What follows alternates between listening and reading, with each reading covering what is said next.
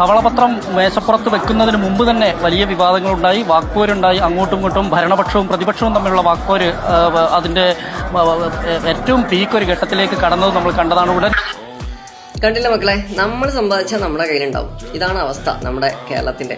ഏകദേശം 10 വർഷം മുന്നേ നമ്മൾ വോട്ട് കൊടുത്ത് ജനിപ്പിച്ച കുട്ടി 10 വർഷം കൊണ്ട് മാക്സിമം മുടിപ്പിച്ചിട്ടുണ്ട്. 5.07 ലക്ഷം കോടിയാണ് ഇപ്പോൾ കടത്തിൽ നിൽക്കുന്നത്. നമ്മൾ ഉണ്ടാക്കിയാൽ നമ്മളെ കയ്യിലുണ്ടാവും, അത്രേ ഉള്ളൂ.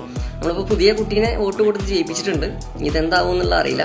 പക്ഷെ ഇതൊരു 10 വർഷം മുന്നത്തെ കഥ മാത്രമായിട്ട് നമുക്ക് എടുക്കാൻ പറ്റില്ല അല്ലെ. ഒരു 10-60 വർഷമായിട്ട് 2 കുട്ടികളാണല്ലോ ഇവിടെ കിടന്ന് കളിച്ചുകൊണ്ടിരിക്കുന്നത്. അപ്പോൾ അങ്ങനെയല്ലേ, ശരിയല്ലേ? അപ്പോൾ ഇതൊരു 10 വർഷത്തെ സ്റ്റോറിയോ അല്ലെങ്കിൽ ഇനി ഒരു 5 വർഷത്തെ സ്റ്റോറിയോ ഒക്കെ എടുക്കാൻ പറ്റില്ല.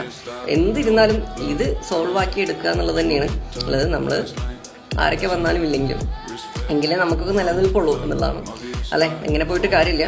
അപ്പം ഇതൊക്കെ സോൾവ് ചെയ്യാൻ 2 എന്നുള്ളതിനപ്പുറത്തേക്ക് ഇനി 3ാമത്തെ ആൾ വന്നാലാണോ റെഡിയാവുന്നത് നമ്മൾ ചിന്തിക്കേണ്ടതുണ്ട്. കാരണം വർഷങ്ങൾ പോവുകയാണ്.